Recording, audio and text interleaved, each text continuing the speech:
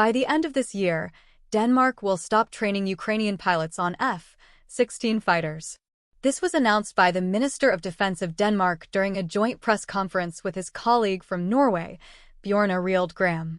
The reason for the suspension of the exercises is Denmark's transition to the new F-35 fighters, which will replace the F-16 in the Danish Air Force.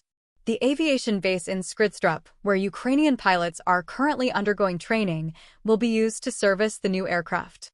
According to Danish Defense Minister Troels Lund Poulsen, by the end of the program at the end of 2024, almost 20 Ukrainian pilots will undergo F-16 training. Denmark, however, will continue to support the training of Ukrainian pilots, but this will take place outside the country's borders. In particular, Ukrainian pilots are already undergoing training in Romania, and Denmark is considering the possibility of contributing to this program. On August 20, 2023, Danish Prime Minister Mette Frederiksen announced that the country plans to transfer 19 F-16 fighter jets to Ukraine. Volodymyr Zelensky recently said that these planes will arrive in Ukraine in the near future. F-16 training began for 8 Ukrainian tactical aviation pilots in August 2023. In addition, another 65 specialists will be trained in the maintenance and repair of aircraft of this type. Denmark has pledged to transfer F-16s to Ukraine that were modernized under the Midlife Update (MLU) program in the 2000s. These aircraft have been overhauled and received the latest equipment, including the modern APG-66 V2 radar, which significantly increases their combat capabilities. The completion of the training program for Ukrainian F-16 pilots in Denmark reflects a change in the country's strategic priorities. The transition to the F-35 means that Denmark is integrating the latest technology into its armed forces, increasing their combat capabilities. At the same time, Ukraine's support in the training of its pilots and the provision of military equipment testifies to the preservation of close defense ties between the two countries. These changes also have a significant impact on Ukraine's defense capability. Obtaining and mastering modern F-16 fighters will significantly strengthen the air force of the armed forces of Ukraine.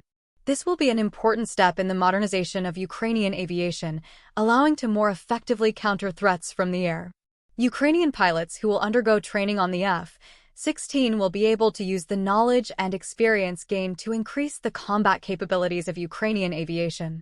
In addition to this, the training of Ukrainian F-16 maintenance and repair specialists will ensure the necessary support and operation of the aircraft at a high level.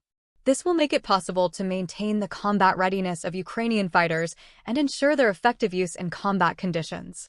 Thus, ending F-16 training in Denmark is part of a broader strategy to transition to new technologies and weapons systems while maintaining support for Ukraine in its defense efforts. This step underscores the importance of international cooperation and mutual support in the field of defense, especially in the face of growing threats and challenges to global security.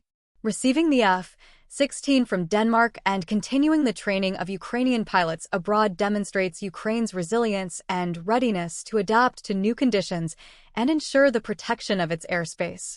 This is also an important signal of the international community about the need to continue supporting Ukraine in its struggle for sovereignty and territorial integrity.